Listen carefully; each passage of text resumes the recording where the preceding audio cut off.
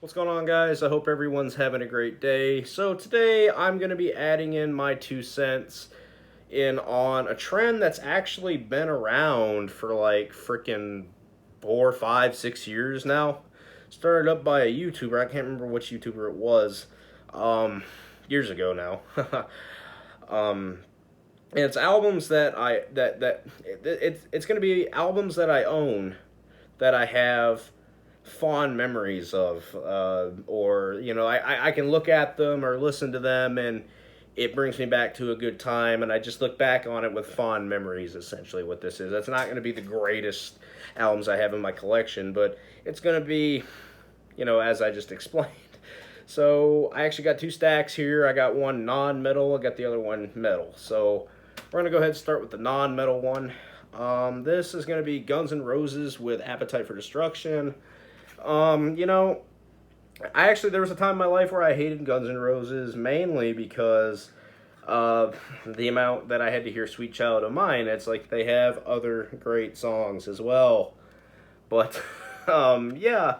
That aside, I my dad had this magazine in the house, and it was like the top best-selling rock records of all time. It was this magazine that just was like this big documentary in a magazine, about the biggest rock albums of all time. And it didn't just have Appetite for Destruction. It had Pink Floyd, Dark Side of the Moon. It had AC/DC, Back in Black. It had Metallica, the Black Album. This, obviously. And I think it had a Beatles album. Not a Beatles album. It had something in there. It was a Led Zeppelin album. I think it was Led Zeppelin 4. I can't remember which one it was. But yeah, I used to always read the Guns N' Roses Appetite for Destruction um, section of the magazine, and I don't know if I still have that magazine laying around or not. If I definitely gotta try to find it, but if I do, I'll definitely show it to you. But yeah, this really brings back fond memories of Appetite for Destruction. I mean, the song Paradise City. I mean, that one's always one I've always kind of thought was enjoyable as well. But yeah, Appetite for Destruction. So if you hear barking out there, my dogs are going crazy because the neighborhood dogs they just won't shut the hell up. Um, Two albums from this band: Velvet Revolver with Contraband and Velvet Revolver Libertad. Now, both of them I've always loved. I always loved Velvet Revolver. But I think Contraband might mean just a little bit more to me than Libertad. They both mean a great significance to me, but I think definitely Contraband, because I remember the song "Fall to Pieces," which still think is the best song on the album. Um, I remember stealing the disc because back in these days we still had the computer with the box. It was the Dell computer with the freaking I can't remember what kind of computer it was, but it had the box attached. We're going way back now here, but I remember we had this case that had all kinds of different compact discs in it. It was like a big cylinder, and it had the big pole up the middle. I know I'd made that look really sexual. I didn't mean to. And you put all the disc on it, the disc on this tray. And I remember just digging through that thing for like 10 minutes trying to find Contraband, and then I'd run upstairs and put it in my little boom box that I had at the time. And I would just listen to the whole album from Fall to Pieces, and then the freaking amazing guitar solo on the song Slither. Just brings back fond memories, and it's kind of the same case with Libertad as well. These are the only two albums that Velvet Revolver ever put out, too. So they were a super group, if you didn't know. Um, hopefully, God, you would. But yeah, this one you might laugh at me for this one, but this is POD, The Fundamental Elements of Southtown, Christian rock, Christian metal, whatever I'd say more rock, but well, maybe I could have put this in the metal stack. I don't know. POD though, this one especially brings back fond memories. I remember I was always listening to this thing, and I thought that this was because we went to a church at this time, a big corporatized mega church now, but that's kind of what they were turning into when I went there. Of course, I was a kid. I didn't really have much of a say-so, and I used to only listen to Christian metal and Christian rock for a while because I was afraid of the devil, and now I realized how much of a moron I was back then. But they had a problem with me liking POD because it was, it wasn't actually Christian, because rock and metal can't have any kind of, Christian ideology. Like, people that play rock and listen to rock or metal, they can't be Christians as well, apparently, according to these people. But yeah, they used to give me shit for listening to this one, and I always thought that I was being rebellious by playing this thing as loud as I could, because there's a song on here that had harsh vocals, and I guess somebody in my youth fellowship, whatever the hell it was fucking called. I've separated myself so much from church now, but a lot. But they said that there's a demon. I remember they told pastor, whatever the pastor fuckhead, that there's a demon that sings on this CD that I have. This is the same CD I've had since I was a freaking kid. Yeah, it's the same copy. Pastor Fuckhead gave me a bunch of shit for it, and I don't remember if he told my parents or not, but he said that I was no longer allowed to listen to this because I don't know why people in this church that I went to, I don't know what it was. I don't know if other churches do this as well, but this church happened to, people like to tell other people's kids what they can and can't do and punish them. I don't know if that's all churches or just the weird one that I went to. But next, we've got Kiss Alive 2. Now, normally I'm not a huge fan of live albums, but Kiss Alive 2, my dad had this in his white S10. I remember he used to have a white S10, and he had, all these CDs in the back. And I would always pick this because I thought Gene Simmons looked just absolutely terrifying, and he still looks kind of creepy. My favorite song to listen to on the Alive 2 disc would probably be Ladies Room and Making Love. I always like Kiss, man. I know people give Kiss shit and whatnot. That's fine. But, this one really, really brings back fond memories. I remember I listened to this whole thing when we went on this camping trip, but the whole way there, I just kept pressing the buttons on the stereo to make Ladies Room and Making Love, just the replay, just the entire ride there. So yeah, Kiss Alive 2 brings back some fond memories. Pearl Jam versus, I still think this is a great rock album. Dissident, freaking, what else? Daughter, Elderly Woman Behind the Counter in a Small Town. It's just a phenomenal masterpiece of an album, in my opinion. Pearl Jam, my introduction to them was actually on that box set that they put out. I think I still have the box set, or my dad might still have it. And it was a cover, it was Crazy Mary, and it was Pearl Jam live I think it was live at the Gorge in 2006. And it was this live album that had 20 freaking discs. They just played this big freaking show at the Gorge. And the song Crazy Mary, their cover of it on that live album, was my introduction to Pearl Jam. Made me fall in love with Pearl Jam, and then I started seeking out their studio material. And this isn't the original copy that I had. I've had to buy this thing 20 times because I let people borrow it. And no, Jack Grimson, you can't borrow this like you asked last time.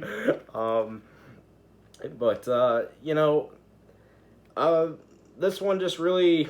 I ended up buying 10 as well, but I'm not as big on 10 as I am Versus. I actually think Versus is Pearl Jam's best album.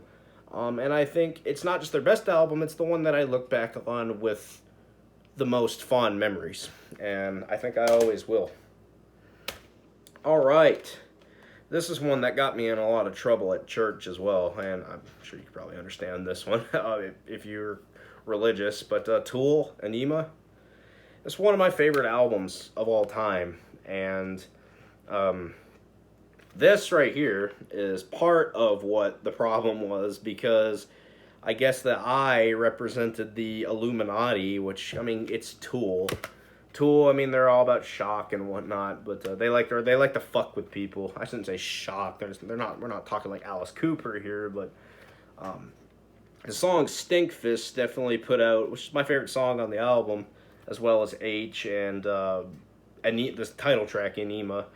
They had a huge problem with the song Stinkfist, because essentially what the song Stinkfist is about one man sticking his entire fist up the ass of another man. That's what the song's about. That's how I interpreted it. And my church had a problem with that. And to this day, I will always remember it highly with the fact that it made church people upset. So, yeah, Tool and Ema. Now, I had to pick an Alice in Chains album here, and I don't. This was a tough one. I was gonna pick Dirt, but I ended up having to go with Facelift. Facelift, man, my dad was in a metal band. They were called Lost Revenants back in the day, and they covered songs like Rainbow in the Dark by Dio, and they covered frickin' uh, Headed Out to the Highway by Judas Priest, and they had some original tracks, but they covered Man in the Box, and I mean, that's a really easy one to play. And even though that's actually not my favorite track on Facelift, We Die Young actually is. I think it's a heavy song, and it's got some great guitar work on it, too. I always really had fond memories of Facelift because of just being in my dad's band. I was like 7, 8 years old at this time, and just listening to the song Man in the Box and then putting it in on my, remember the Sony Walkmans. I was obsessed with rock and metal at a very young age, just obsessed with it. And this album has a lot to do with that as well. So yeah, Facelift, Alice in Chains. Another one, I know, you're going to make fun of me. Green Day, American Idiot. I actually still like this album. This is one of my favorite non-metal albums of all time. You can make fun of me, that's fine. I like that this album is pretty much, it's a concept album, but if you remove the concept from it, it's a big fuck you to war-hungry politicians, and I definitely appreciate that. But I don't like looking at it from a political perspective. I like looking at it, the St. Jimmy concept of it, about St. Jimmy. And my first exposure to Green Day was not actually this. It was the Bullet in the Bible live album. They played a lot of the album. I think they played all the songs off this album. I'm not sure. But the live version of Jesus of Suburbia from that album, it's great. And I also really like the studio album, or the studio album version of Jesus of Suburbia. It's still a great song, I think. I think it's pretty damn good. It brings me back. I remember telling all my friends at school about it, and my teacher told me that I was too young to be listening to this at that time, and that there's a lot of bad stuff in it. But, I mean, really, to be truthful, who gives a shit, really? It's still a great album, and it's one that I still got enjoyment out of, man. I still get enjoyment out of it today. I got enjoyment out of it then. I like this album. Alright, we've got Clutch with Earthrocker. Now, this is one that I discovered a little bit later in life. I think I was about 16. 16, and my dad bought this. I bought my own copy because I liked it that much.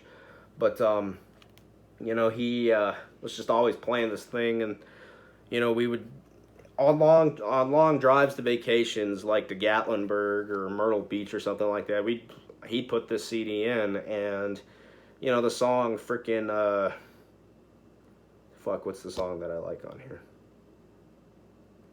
Give me a second. Unto the Breach. That's a heavy rock, stoner rock song right there. And just that song, man, that song hits then, it hits now when I decide to listen to this. I'll tell you this, here as of late, this is, like I said, a stoner rock band, and here the last 2 years, there's a couple of times where I've had this thing playing, and I just ended up getting absolutely freaking blazed listening to this, and that's always a fond memory too. So yeah, Clutch, Earthrocker. Alright, these next three are from the same band. This was probably my first ever true favorite band of all time, and it was before I got into heavy metal, but 3 albums that got me through some shitty times, and especially in middle school. Man, kids were just freaking just little bastards. And 3 Days Grace, as well as 3 Days Grace 1X, and 3 Days Grace, Life Starts Now. Well, I will tell you that, yeah, it took a lot of balls to put that on camera, especially now that I'm a self-proclaimed metalhead. But, those three albums right there, man, they really, really gave me an outlet for all the anger I had when I come home from school and just be pissed off because people just make fun of me because whatever fucking reason. I was made fun of a lot, picked on, bullied, beat up until one day I started fighting back, and then people freaking stopped fucking with me then. But those first 3 Days Grace albums still to this day, as much as it's not what I listen to now, it really it has such a special place in my heart. I've seen 3 Days Grace 2 times live. I saw them once. Bear in mind, I wasn't at the show for this specific band, but that would be Nickelback. Yes, I know, I saw them with Nickelback. I didn't give a fuck about Nickelback. I always have hated Nickelback, but I wanted to see 3 Days Grace, so I went to see 3 Days Grace, and that was with Adam singing, and then I saw them with the new singer, this is even more embarrassing than Nickelback, with fucking Shinedown, and I was the same thing with Shinedown. I've always hated that band. I've always hated that stupid band, and POD was playing there, so I was there for POD and 3 Days Grace. And, it was just, it's times like that that really make me, like, there's so many times where it's like, man, I should be listening to this emo crap. It's not crap, though. It's times like that that make me rethink just getting rid of those. But I think I'm at a point now where, even though I'm not much into this anymore, I can't part ways with it just for that reason. Next we got the Boston self-titled album, and just mainly this, man. I listened to this whole album on my way to see Boston, and man, when I saw Boston, man, they were fucking amazing. They came out of the spaceship and everything, and just that whole car ride there with this album. Now, is this the only good Boston album, in my opinion? Yeah, I mean, the other albums have a couple good songs, but I just don't think they were ever able to meet this quality. But yeah, that one was kind of short. The Boston album, it was a fun car ride there, and it was an awesome experience that night. But we also got Slash, another one that got me through some shitty middle school moments. I think this came out when I first started middle school, and I ended up seeing Slash with Myles Kennedy on the tour with Ozzy when he released Scream. So that definitely causes this to have a fond memory. And just this album throughout, now not every song on here was good. The one with Adam Levine, I just wasn't a fan of that song, but or the one with Fergie, but man, I just don't like those people. But the songs with Myles Kennedy and the ones with Ozzy and Ian Astbury and Chris Cornell and Matt Shadows, even though I'm not an Avenged Sevenfold fan, that was a good song. I definitely remember just walking by myself down the hall listening to this album on my Walkman, because I downloaded it on my computer and then sunk it to my Walkman. I'm sure you guys probably remember those days. But this came out before I started getting bullied and shit, but even when I started getting bullied for no reason whatsoever, that album, as well as the first 3 Days Grace albums, were there to, I guess, comfort me. I guess the best way to put it. I got Rise Against, The Witness, or The Sufferer and The Witness. Same deal, really, with the 3 Days Grace and the Slash albums. Same thing. But I would definitely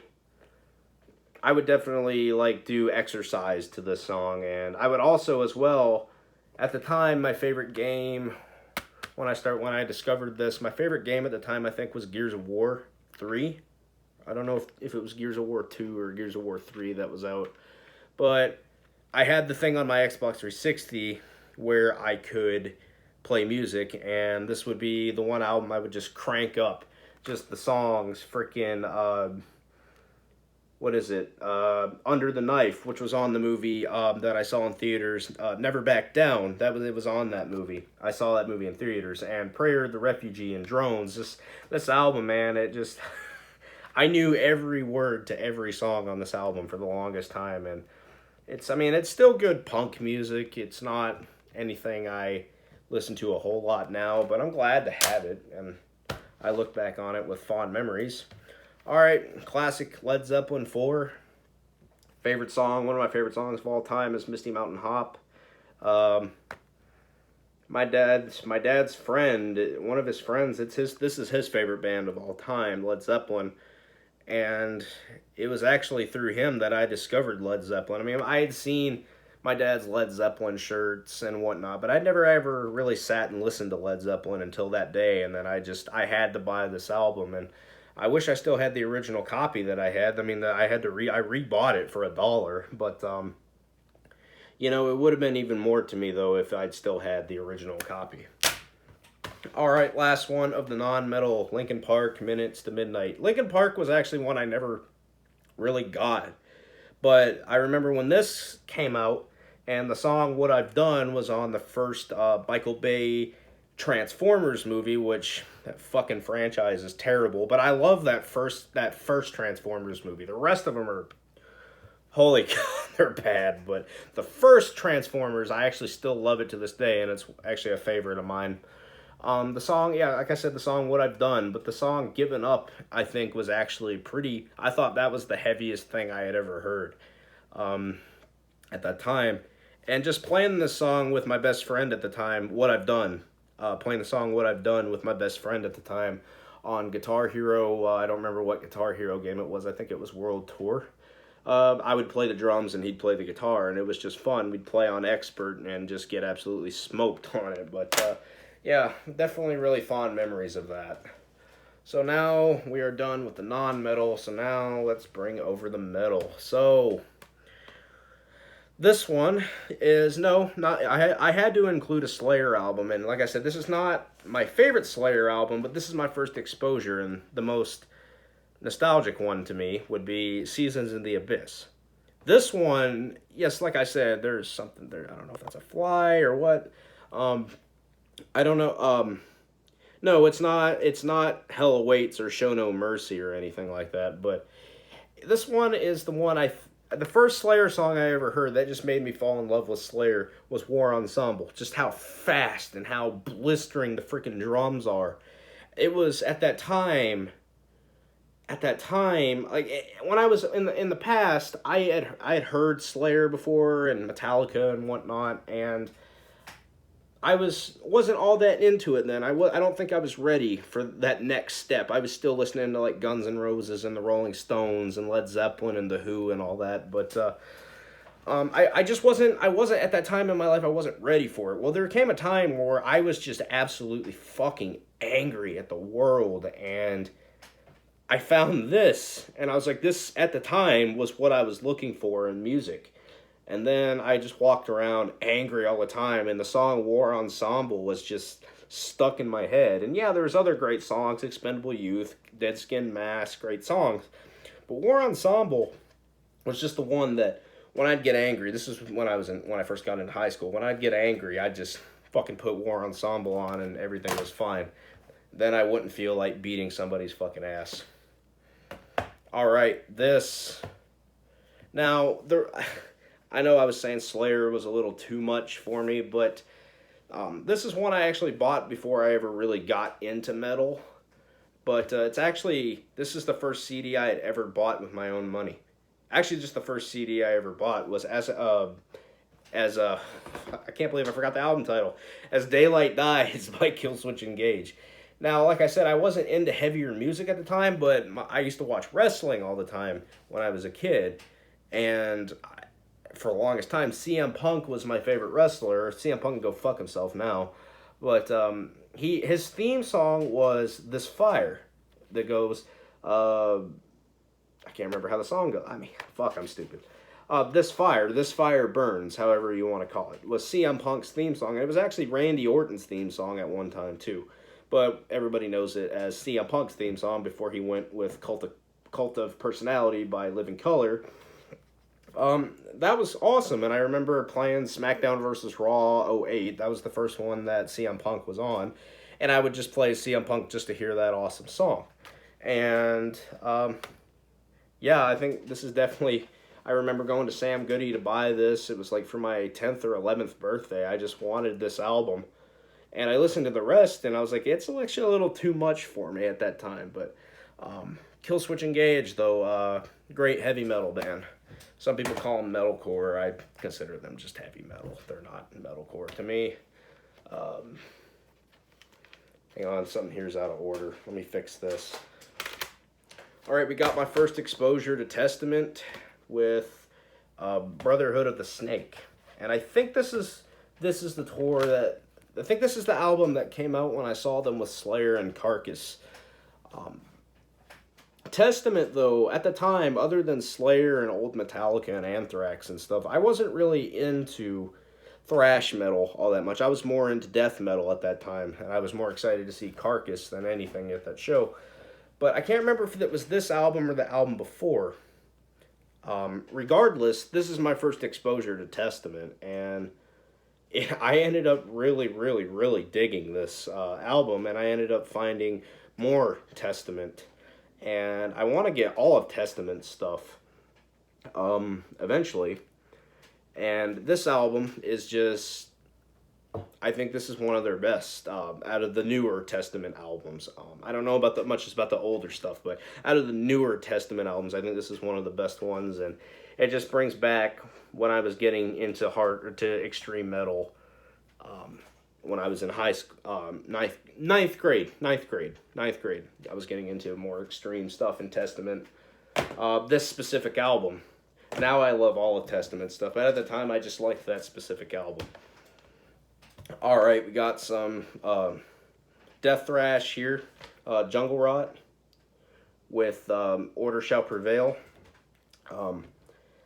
I had never heard of Jungle Rot before for the longest time until I saw them with Deicide and some other bands. I can't remember who it was. This, like, really, I got this at I think I got this at the show. This album. No, I didn't get this at the show. No, this wasn't the album that was coming out at the time. No. I've got it wrong. This is not the one I got at the show, but this is the one that I discovered through the Deicide and Jungle Rot and all kinds of other bands tour. And I ended up just falling in love with it. I was in a really, really shitty workplace at the time, and just a really toxic one. Just one that still, even when I think about it, it just brings back not good times. But I remember I put my earbuds in and just jammed this album, man. It made me not want to freaking strangle people.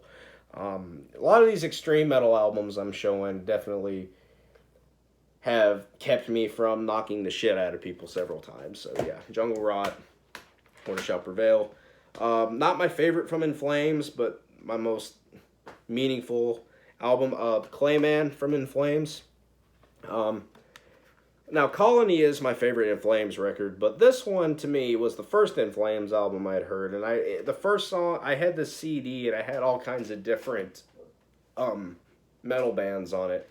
And I think the song, if I remember correctly, it was Pinball Map was on it. If I remember correctly, if that's the song. It had all these different metal bands, and just, it was what I was looking for in music at the time. I was looking for something just freaking heavy, and that's what I got with this. It was just something heavy. And yeah, I think I got that CD for a Christmas one year, though. Not Clayman, but it was this like promotional. It had all these new releases. It was old, but at the time they were new when the actual CD came out. All right, next, my first exposure into Morbid Angel, Blessed Are the Sick. Not my favorite Morbid Angel album. One of my favorites. Covenant's my favorite Morbid Angel album, but this one is the most special to me, mainly because, once again, this is what I was looking for in music, was something just blistering, heavy, evil, sinister. All throughout middle school, I was made fun of because I had a Morbid Angel t-shirt and a Deicide t-shirt, and I was told that it looked evil and that I was satanic and that I was possessed by the devil, and because I liked Morbid Angel and Carcass and Deicide and Cannibal Corpse and Atheist and freaking Obituary and Possessed and shit. And yeah, they thought I liked Behemoth as well. They thought I was possessed. And I mean, I may have been, I don't know, but this album really makes me think of those days in school. So Morbid Angel, Blessed Are the Sick. Got 4 albums here. And I bought all of these at the same time. We got Behemoth, Zalskai's Cultus, Behemoth Demigod, Behemoth The Apostasy, and Behemoth Evangelion. So, why are these special to me? Because this was the first truly satanic band. I don't know if they actually believe in Satan, but my mom was absolutely terrified of this band and terrified of me becoming a devil worshiper because of these guys. And I remember going into a Sam Goody one day. I had a bunch of money on me, and I went to the B section and I found this, and I'm like, here's Zalskai's Cultus, here's Demigod, here's Apostasy, and here's Evangelion. Let's go to the front counter. And I bought them and I showed them to my mom, and she was fucking pissed, man. Like, she was pissed. And it was funny. It was really funny. And I think even the person I was with bought a Ouija board eye thing. It was just a little ornament. It wasn't a real one. But yeah, man, those albums right there, a fond memory there. Got Iowa, Slipknot. Swan, man, one of the late middle school, 7th, 8th grade, Slipknot was my shit. I was listening to just nothing but Slipknot all the time. I thought that this was death metal until I found Deicide. Then I learned what real death metal was. But this album actually has some death metal on there. I hear a lot of Morbid Angel and Deicide influence on this album as far as guitar work and whatnot, and I think that's quite fascinating, actually. I still think this is a classic, and I'm seeing Slipknot here in like 2 weeks. I'm looking at the calendar, 2 weeks. I'll be seeing Slipknot. Now, Slipknot's not my favorite band. They were for a while, but when I was a kid, when I was like a preteen. But you know, like when they come through town, I'll still see them and whatnot out of respect. But yeah, this just brings me back to middle school, man. Just shitty times. All right, Deicide, Legion. Talk about satanic death metal. I mean, these guys are death metal titans. And Legion to me was... No, it wasn't my first exposure to Deicide. That would be Scars of the Crucifix. But I remember going back and listening to the first album, thought it was absolutely phenomenal, and I listened to this, and I was like, holy fuck, it was just more chaotic, more bombastic, more blistering, its album just rips. There's no let up in this album. It's just nonstop. Just a punch in the fucking face, its entire runtime. It's very chaotic. I wish I was able to see Deicide on this tour that they're on with the Inhuman Condition and Cataclysm, because they're playing this entire album live and there's no dates close to me, which really sucks. But yeah, another one that I just found one day when I was in high school. I had found Scars of the Crucifix. I had listened to that, and then I was looking. I remember I was supposed to be doing work on my computer at school, and I was actually looking at Deicide instead. I was reading their Wikipedia page, and I was reading, some Glenn Benton into Satanism and stuff like that, and looking up more of their stuff, and I came across this when I was supposed to be doing schoolwork, and I remember that day just sitting on the computer doing stuff I wasn't supposed to be doing. Yeah. This one, Black Dahlia Murder, Unhallowed, another death metal great that I like right here. Some people call it deathcore. It's not deathcore. This is death metal. There's nothing deathcore about this. My buddy Jacob actually showed me these guys, and I actually didn't like them at first. It was later Black Dahlia Murder, and I'm still not a big fan of later Black Dahlia Murder. I prefer their first 2 albums, especially this one. It just rips.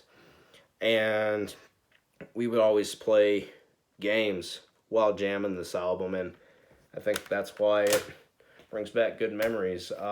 Anthrax, State of Euphoria.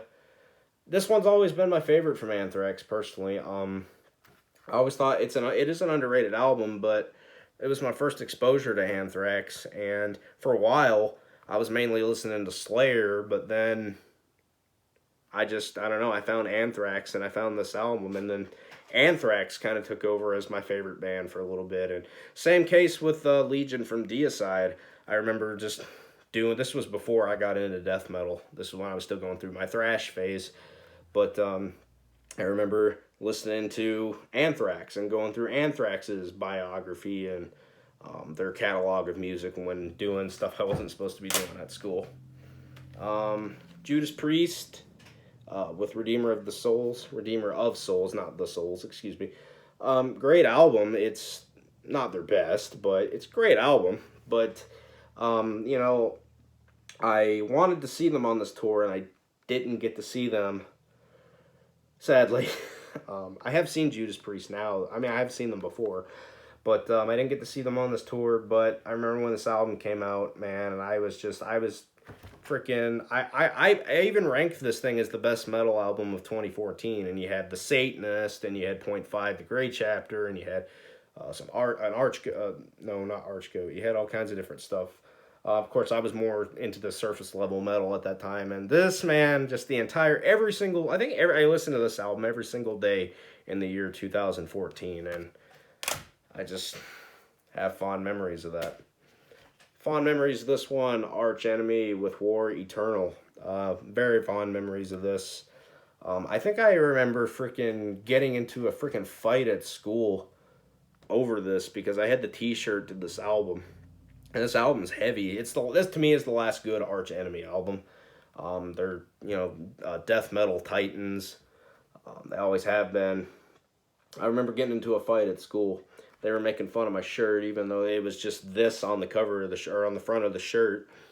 Not really much here to make fun of, but some stupid jock was making fun of me at school, and I don't know, man. I had enough of it. I told him to go fuck himself, and we ended up getting into it. I ended up freaking busting his nose open and shit, just having a fight. And then I went home and just listened to this whole album for hours. I listened to it like 3 times in a row because I was just so angry. I was having that adrenaline rush where I just felt like I could barely move my body because I was just so angry at this moron that I went to school with. And if you're watching this video, fuck you still.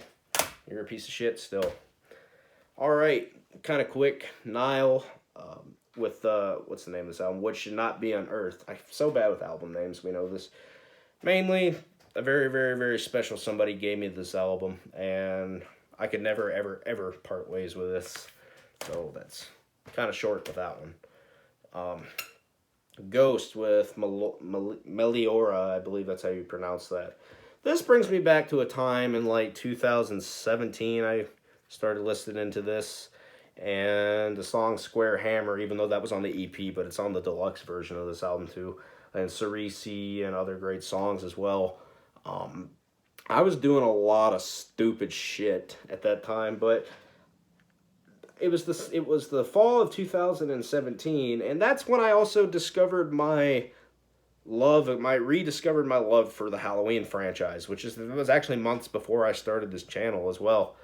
And this kind of had something to do with it. And then for whatever reason, man, I always associate this with the Halloween movies. I don't know why. I think it's just because I was into this at the same time I got into like just strict horror movies, man. Like it's just a fun album, but it's got that personal meaning to it. Black Sabbath, Sabbath, Bloody Sabbath. Always been one of my favorite Sabbath albums. My first Sabbath album. A Natural Acrobat, is one of my favorite Sabbath songs. Just heavy metal madman. My teacher really liked Black Sabbath, my 8th grade history teacher, and he was just somebody that I would talk music with. He was into like the same stuff I was into. Sabbath, Metallica, stuff like Slayer, stuff like that. And I remember having a good conversation with him, my 8th grade social studies teacher at that time. And, I'd like to be able to have a conversation like that with somebody, have a conversation like that with somebody again, even though like face to face. And this just kind of brings back memories of that. It was one of the only cool teachers that I ever had, and a teacher that actually understood me as a person too. All right, the first 5 fucking Metallica albums. Just my first concert was Metallica, and they were my first metal band, like metal, because my dad loved Metallica, and he had all the metal band. Like he even really liked Load and Reload and Garage Inc. and stuff like that. And this was before like Death Magnetic and stuff. But yeah, I like Load and Reload, but I think the first 5 Metallica albums, first song I ever heard by Metallica was what was it, One. And, you know, that's off my favorite Metallica album, And Justice for All, one of my favorite albums ever. And it's just, Metallica always makes me think of my dad, for whatever reason. He's just, like, we love Metallica. This one might make people cringe. It's one of the only albums I like by this band, Pantera, Great Southern Trendkill. I mean, I'm not really a big Pantera fan. I don't really care much about the reunion tour that's going to happen, but I mean, if it comes to my town and if I can get cheap tickets, I'd go. But yeah, Pantera, Great Southern Trendkill. I think that this started a bad trend in metal with the tough guys, which is how we get shit like Five Finger Death Punch today. I hate that band, by the way. But this album actually had some good songs on it too. I think the title track, Great Southern Trendkill, is heavy. Drag the Waters has a nice groove to it. I discovered these guys through Lamb of God because I wanted to hear other groove metal. Because my first exposure to Lamb of God was through Metallica, and then I found Pantera, and then I found Devil Driver, which I fucking hate Devil Driver, but that's just me. Yeah, man, that just brought me back to a fun time. Even I got my best friend at the time into Pantera because he was real into Lamb of God. Hatebreed, The Rise of Brutality. This one, you know, this album has, despite what it might look like, I'm a huge Hatebreed fan. I love Hatebreed. Every album they've put out has just been really good. First time I saw them, they opened for Slipknot on the Prepare for Hell tour part 2. I missed the show with Korn and whatever the hell that other band was. But this album, man, this one really, it still means a lot to me today. It picks me up when I feel like I'm not worth a shit because, you know, my workplace does nothing but make me feel like I'm a worthless piece of shit. Doesn't matter what I do. So every now and then I'll put pretty much any Hatebreed on, but specifically this album by Hatebreed just makes me feel, it lifts me up, like the song This Is Now and Tear It Down and Doomsayer. They just kind of get me in a good mood because Hatebreed, I mean, yeah, they're heavy, but they also have really positive lyrics as well. So, I mean, I'm a huge Hatebreed fan. System of a Down, self-titled, just great album, heavy album.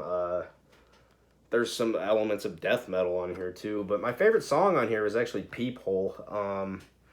Definitely album that I really got into at a certain time in my life where I was you know, surrounded by politics and whatnot, and just you have to feel this way in order to be accepted by us. And System of a Down, they're a political band, and I don't feel like they're very biased towards the right or the left. And I mean, I don't feel that way. I'm sure somebody would correct me on that, but I've never really looked into like their personal politics and all that because I don't care.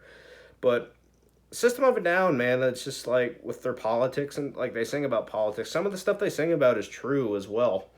And I think that's why I enjoy this one the most. This one just seems like it's very anti-war, I guess. Well, I'm not really a big fan of war. I think war is very, very evil. Ozzy, Black Rain. The song I Don't Want to Stop. I remember my buddy from school, one day he made me a compilation disc on those blank CDs, those white ones that you would get. They were just blank, and you could drag, like you could get on the iTunes thing or whatever you were using and drag songs and put it on there, hit the sync button, and it would burn it onto the disc. And he put this song on there, and he put other songs. He put a Trapped song on there, and fuck that band. Fuck Trapped. He put some Metallica and Black Sabbath and all that on there too. But he put the song I Don't Want to Stop. And I thought that was really heavy. I mean, it is a heavy song. And then I ended up going out and buying this album with my own money. This is obviously one I had to rebuy. I've had to rebuy a lot of my stuff. But yeah, I'll always associate that song with my best friend at the time, who I don't really talk to much anymore. Talked to like one time in the last 10 years. So, Down, NOLA, just great memories of me being stoned out of my mind, and this is not all that long ago, too. The song Stone the Crow is great. This just feels like good stoner metal, man. That's what this feels like to me, and I think NOLA is definitely the best example of that from Down. Got two left, Megadeth, Euthanasia. I know this isn't a lot of people's favorite death metal, Megadeth albums, but I remember just when I was little, not little, I was, I was able to think, I was able to have cohesive thoughts at that time, but just listening to this, my dad was driving, and I'd be sitting in the car, just banging my head to freaking Reckoning Day and my favorite Megadeth song, Train of Consequences, and A Tout Le Monde and whatnot, and just brings me back to better times in my life. And last but not least, this one's kind of funny. Korn, Take a Look in the Mirror. This album, my favorite Korn song is Right Now, because I actually still think it's a good song. But I had a band. I was in a band. I've tried to start several bands, and they just recently, and they just don't work out. But this band we had a good guitar player, a great drummer. I was a guitar player as well. I was a rhythm guitar player, and a great vocalist, great vocalist. And we covered the song Right Now. The biggest issue we had was our bass player, and holy God, this guy sucked at the bass. He was so bad. And I didn't want to tell him that because he was best friends with the freaking guitar player, who I had not all that long ago saw the guitar player and talked to him and stuff like that, and I guess they had a falling out and whatnot, and I just straight up said, I was like, dude, that guy that you had playing bass for us just absolutely sucked. He's not a good bass player. He was like, dude, to be honest with you, he sucked at he told me, dude, he wasn't a good bass player. He was only friend. I didn't want to tell this guy he sucked at the bass and he couldn't play in our band because I was afraid of losing our guitar player, who was actually a great guitar player. Yeah, and just that song Right Now. We covered that song really good. It's just he would get behind on the bass. And I was always told he had a great ear. He could play along well. And then when we'd be at the shut up, I'll fuck you on the song Right Now, he'd still be playing and he wasn't even playing that good. So yeah, that was always really fun. Fun days back in the day. It was stressful at the time because it was like, dude, come on, man. Like, we played the song 100 times. 100 times, like we played it like 100 times one day, and he's still playing the